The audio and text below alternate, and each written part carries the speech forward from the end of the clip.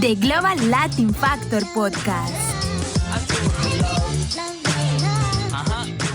Welcome you and all to another episode of the Global Latin Factor Podcast, where we talk about Latino, I know you're saying it with me, Latino everything. That's right.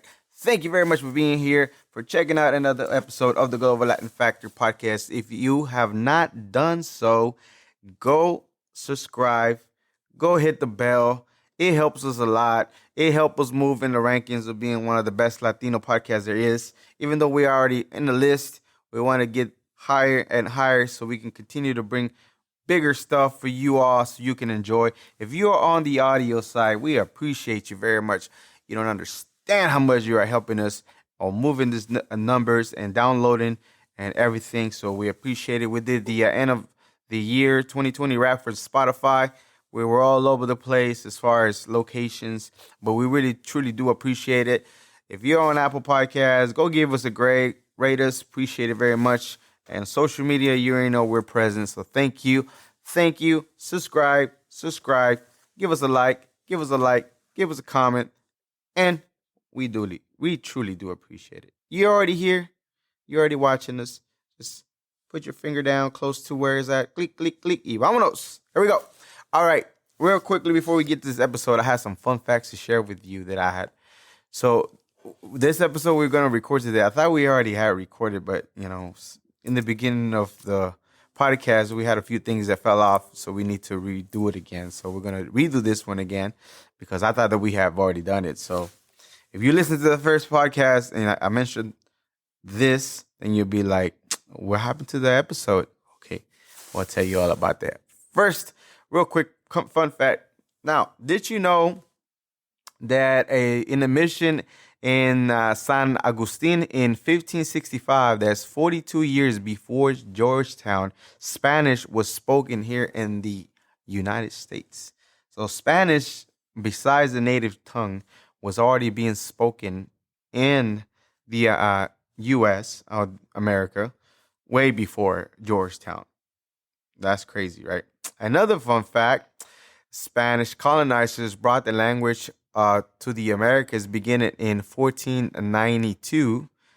So today, what they call the Latin Americas, which refers to the countries, they are subject to the Spaniard, French, and Portuguese, and they bring in their languages they have, which are called the Romance languages, which is Latin-based languages, which is Spanish, French, Portuguese, Latin, and I'm forgetting one more, but those are called the Romance language, Latin-based languages.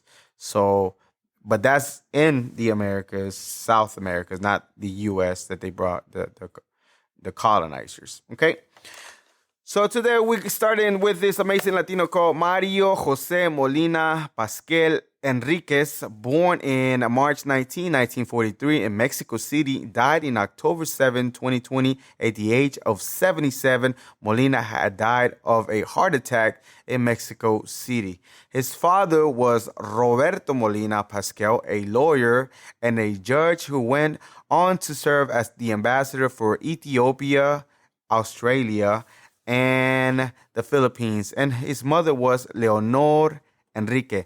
Fun fact. Okay, so you know how sometimes I do MCing gigs? If I never told you this, I do. So if you need an MC, professional MC, bilingual, English and Spanish, hit me up. I'll take care of your wedding. I'll make sure your guests are entertained, have their time of their life, and you'll be giving us a great review. But in addition to that, so I went and did an Ethiopian and Mexican wedding. They hired me at Georgetown, actually, funny as it sounds, in Georgetown, and I went to do MCing, so I'm doing my thing.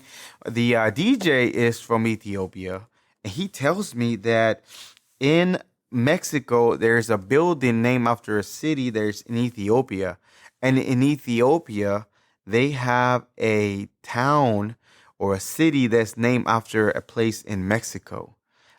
And we were just, interchanging cultures. I was asking him about this. He was telling me about that. I'm like, man, we have a lot of similarities. In Ethiopia, they have like 60 plus languages, even though they have a main language that is the the country speaks.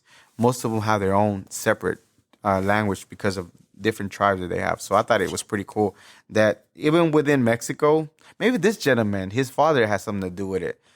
I don't know. But apparently we had a really good relation with Ethiopia even back in the days, okay? He looked up to his aunt, Esther Molina, who was a chemist and who helped him with his experiments. Before deciding to become a research chemist, Mario Molina had considered the idea of pursuing a music career, in particular becoming a violinist. That's pretty hard. Yep, and this is some of the places he graduated. He graduated for the University of California in Berkeley with a PhD. So do y'all remember years ago there was a big deal? There was articles, news talking about a hole in the ozone layer that was being caused by I don't know what, and it was gonna be. I think it's still a thing, but it's not as severe as it was, or the way that it was heading.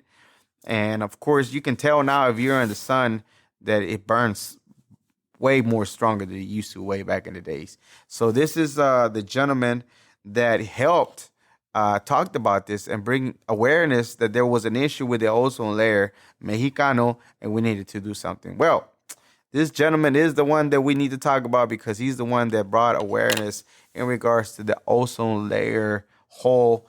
And this is the gentleman that helped discover. And again, Dr. Molina is the one that brought a Mexican chemist is the one that told people, hey, we have a problem. We need to do something about it. Hello, quickly jumping in to let you know. I know that you are enjoying the show, so go ahead and subscribe, hit the notification bell, and now back to the episode. He played a very important role in the discovery of the Antarctic ozone hole and was the co-recipient of 1995 Nobel Peace Prize for Chemistry for his role in noting the threat to Earth from this ozone layer regarding the CFC gases. And he was the first Mexican-born chemist to receive the Nobel Peace Prize. Now, what is the Nobel Peace Prize? I don't know if you ever heard of the Nobel Peace Prize, but it's a big deal. So the Nobel Peace Prize is not a single award, but 5 separate prizes that are, according to Alfred Nobel in 1895's will, are awarded to those who are doing during the year, do amazing things and, benefit as far as humankind. So the benefits towards humankind, there's 5 of them, and they award this. In the fields of physics, chemistry, physiology, and medicine, literature, and peace, the Nobel Peace Prize are widely regarded as the most prestigious award available in their respective field. So if you are within this, there's 5 awards you can be one of the recipients. Alfred was a Swedish chemist, engineer, and industrialist, most famous for, and this is crazy, and he's known to invent dynamite. He died in 1996. In his will, he entailed that his remaining assets should be used to create this Nobel Peace Prizes, and that's how it started. And the first award was given in 1901. Yeah. Yes. 1901. In Washington, December 9, August 2013, President Barack Obama announced that Dr. Molina was being awarded the Presidential Medal of Freedom along with former President Bill Clinton and 14 others. So he received the highest civilian award that you can possibly receive as far as that part. That's the highest award a civilian can receive for anything they done and the contribution to humanity, country, security, the interests of the world, and peace, and different things like that. So that's amazing that he was able to do that. And it only makes sense, right? Because, he kind of saved the world a little bit. In his career, Molina held researches teaching in different positions. He taught at the University of California, Irvine, California Institute of Technology, Massachusetts Institute of Technology, MIT, very, very famous university, University of California in San Diego, and the Center of atmospheric science at the Scripps Institute of Oceanography. Molina was also a director for the Mighty Molina Center of Energy and Environment in Mexico City. Molina was a climate policy advisor for the president of Mexico, Enrique Peña Nieto. Now, this is his word as a child of how he converted his bedroom into his own little laboratory using microscopes and different things, chemistry said that he had. And this is what he said in his own words. Once again, one of his tias is the one that helped him out as far as what happened. He says, I then converted my bedroom, seldom used by the family, into a laboratory and spent hours playing with chemistry sets with the help of his aunt Esther Molina, who was a chemist. He continued to work on challenging experiments along the lines of those carried out by freshmen in chemistry, as far as students in college. So that is amazing.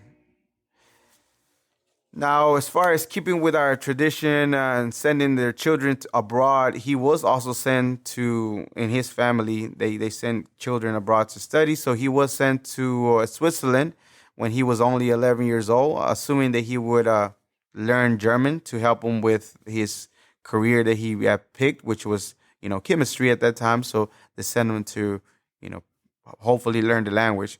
And, he remembers being thrilled to be in Europe and the disappointment that the European schoolmates had because there was not really an interest in science. And, of course, he had no Mexican friends to help him out. So at that time, he, began working at that time, taking it very serious as far as what he wanted to do and completed as far as his career, what he needed to. Pursuing music wasn't a thing anymore for him, and he did used to play the violin all the way to for a while before he decided to stop. In 1960, he enrolled in the chemistry engineering program at UNAM. This was when the closest becoming a physics and chemist, and which was also math oriented and not available for chemistry majors. So at that time, UNAM is a very known university in Mexico. So he's definitely a global Latin factor as far as what he's able to contribute to the world. I mean, I remember being a big deal as far as the ozone layer.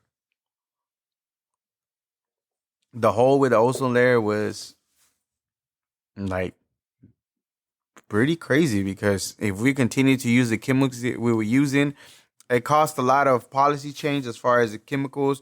You needed to do aerosol change, freon for cars, all that change.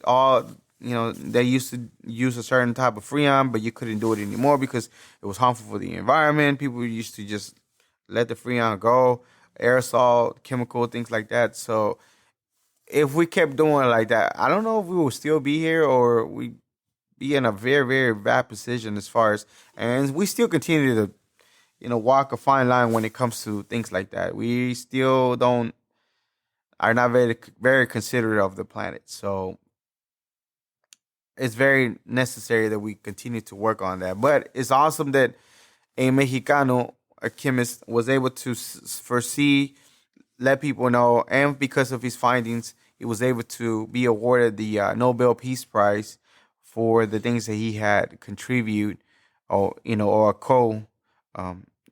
co-receiver for the award. And I think it's pretty awesome. If you never heard of or didn't know about the Nobel Peace Prize, that's what it is. It's not one, it's 5, and in different areas. So this is pretty awesome that we get to deal with somebody that received that Nobel Peace Prize and continue to work for the better of humanity. And now we get into our next segment, which is torta or tortita or titilla, aka corn tortilla. Corn tortilla is a flat, rounded, unfermented bread produced from wheat, flour, or lime. The chemical is CaO, cooked maize or corn is used along in a mixture of maize for tortillas. Tortillas is very significant in South America, Central America. So now there's a particular process that happens with nixtam as far as getting the tortilla.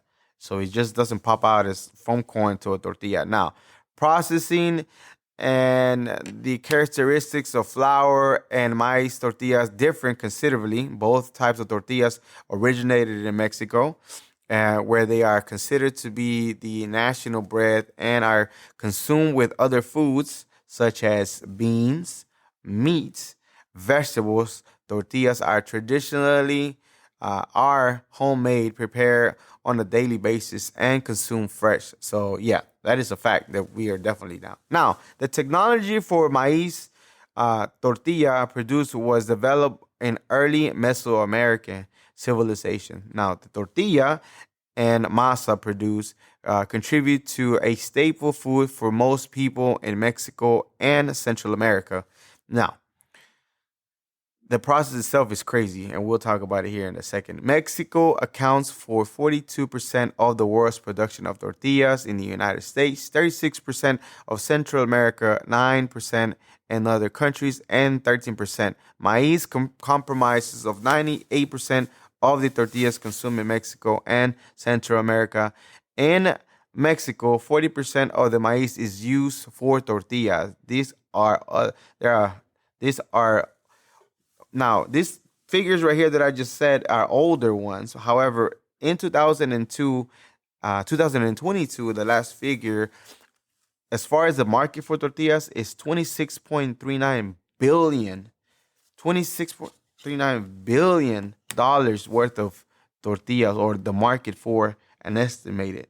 And the projection for it for many years later is freaking crazy. And I'm going to tell you all about that as well. Now, the place that they say that possibly the tortilla originated is either Mexico, Guatemala, El Salvador, Honduras.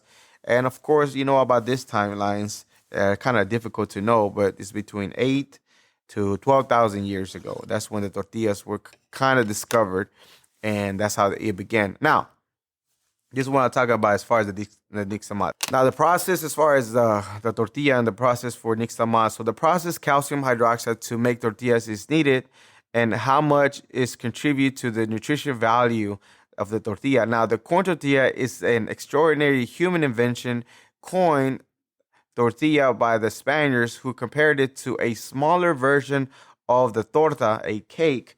They knew back home this was a small round cornflake packed with a hefty punch of nutrition. Now, thanks to the process of nixtamal or nixtamalization, tortillas are rich in minerals like calcium, iron, magnesium, and provide essential vitamins like A, B, and E. They are also a good source of protein and fiber. Now, corn itself is all right, like nutrition wise, but when it's with the nixtamal, it's like it's freaking crazy how it much elevates, and just that chemical reaction of doing that nixtamal process and nixtamalization, it catapults like the things that are beneficial for the tortilla, and it's crazy. It's crazy to know that they came up with it. That somehow they discover it. Now, corn appeared in history as a cultivated source of nutrient in at least 8,700 years or 12,000 years ago in Mesoamerica, where the creation of the story of tortilla began. After the indigenous culture of these regions learned to modify teosinte, which is a type of wild grass, into a corn, they began the process of corn into masa or dough, which again, that was the nixtamal. And then they did this through the ingenious method called, as we mentioned earlier, nixtamalization. They soaked the corn kernels in a lime water solution from limestone, which removes the holes, made it more easier to digest and help the ground corn form dough instead of turning into some kind of mush for tortilla making. So it got its own texture as far as what it is. The resulting mixture of masa is called nixtamal, as I mentioned earlier, an Aztec word for hominy. Interestingly, the chemical process of mixing corn with lime release crucial vitamins that is otherwise unavailable to the human body. When the Europeans learned about the farm and the natives in the New World back in the 1500s, they failed to copy the process of nixtamal. So they took the corn back, but they just thought the people cooked kind of strange. So they did not bother to learn that the corn itself is okay as far as consuming it, but putting the nixtamal in it releases so many other additional minerals and vitamins that is so much nutritional for you, fiber, protein, all that stuff. It is crazy to me that they even figure out that you can do that. That somehow you can put all these things together and then like mix it. This is my theory. And this is just a straight up theory as far as what I think happened, okay? So check it out. This is all me creating stuff and stories in my head. I'm kind of trying to see what is the smartest way or the smartest or the most logical path as to how did they discover that corn you can mix it with limestone and then something happened. Okay, so my theory is that they used to take the corn and they used to cut the corn and they used to go wash it by the river. By the river, there's limestone. And when they were doing that and they started mixing by accident, all of a sudden they started noticing there's something was happening with that. So they started experimenting like they do even with crops. They take the better crops and mix them up and get the better batch of the crop. Some people might call it GMO even back in the days, but it's just taking the better crop and making it better. Well, they noticed that for whatever reason this made something, and they started implementing it slowly. And before you know it, they started noticing that it created a some type of masa or dough that it was firm enough that you can make something out of it. And they already knew how to cook. Before you know it, you have tortilla. Very simple, very makes like I'm making it up. But to me, it seems like the logical idea as far as what could have happened or how would they discover? Because how can they even, or maybe they didn't even know about the vitamins. But seeing the chemical reaction of the washing the corn mixed with the limestone that was already close to the river, because there is a limestone by the river, then they realized they started doing some kind of something. And before you know it, they took that and ran, and here we are. We enjoying tortilla, and we don't even think about the fact that how is it that they discover that you can mix it with limestone, the corn with the limestone, it creates nixtamal, and then from nixtamal you can, find it down, like grind it down, and then you make a masa, and then you have a freaking tortilla, and like that's mind blowing to me. That, and again, we talking about global Latin factors. So as I mentioned earlier, their market as far as tortillas was 26 billion 39. However, it is expected that 37 billion are to grow as far as the market for tortillas by 2032. So in about 10 years, that's what it's looking like. Now, the demand for tortilla is growing in developing countries as well as developed nations due to the nutrition, no average, and rising concerns about being as far as health and consciousness in North America. So I think it's a better option than bread. So that's just me. The tortilla is a staple food in Mexico, Guatemala, Nicaragua, Honduras, and part of Costa Rica. And again, there's even Asian nations. This is some of the places that you can find tortillas. Latin America, of course, Europe now, South Asia, East Asia, and Oceania. So these are some of the places now where tortilla are found. So when I talk about the Latin factor, how things from the region of Latin America to the world, we bring you tortilla. That's like almost kind of sort of my definition of what it means, that they took something from, or we brought something and created something, which I don't know the exact origin, but one can kind of sort of make theories, and began to cook, even though the colonizers looked like it was kind of funny, but still it was something that it was nutrition, it was healthier, provided minerals, vitamins, and then to this day it's expanding as far as where it's going. Tortilla is not going anywhere anytime soon, and it's elevating even higher with the easy trade and with people being more conscious that tortilla is not a bad deal if it's just the tortilla without the additional added preservatives. Not to mention you really don't need to add too much to it because it already preserves itself pretty well without adding additional stuff. So that's pretty freaking cool to me. I think that, that's definitely, a global Latin factor. And final thoughts as far as Dr. Molina, I mean, starting from a kid to making his own room or bedroom, little chemistry set. If you have desires to be a chemist or getting into that, you have a love for the science and stuff like that, man, that's somebody that you can look up into. As far as tortilla, man, talk about global, all over the world, and expanding. And it's all thanks to the Latino community, the area of Latin America that took this right here, that is one of our, utensils, really, because I don't know if you know this, right? But sometimes we use the tortilla, we make like a little scoop, and that's how we used to eat our tortillas. Sometimes we don't use utensils, or maybe we use just to push the whatever you're eating into the tortilla so you can eat something good. But other than that, it's freaking crazy to me that it could travel all over the place and continue to expand it. And in all thanks to all these beautiful Latin American countries, the Americas, to the world as a global Latin factor. So that's amazing. Alrighty, so thank you very much for checking out another episode of the Global Latin Factor podcast. Subscribe to the channel. You already know what to do. You're already here. Give us a like, give us a follow. If you're on the audio, go follow us, go leave us a review. And thank you very much for being here. And remember, we are just like you. We are the spice in this melting pot that it is the world. Until next time. Bye. Thank you very much for checking out another episode of the Global Latin Factor podcast. Make sure you go and subscribe to the channel.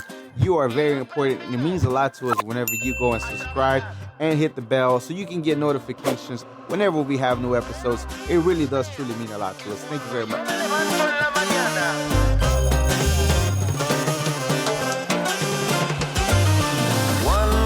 Del Avigo, walks like a pedo but in fact is a flamingo. Coming to Havana, Henry from Puerto Rico. On a pirate ship, he don't know where do we go. The birds of the jungle chasing fortune and fame, but who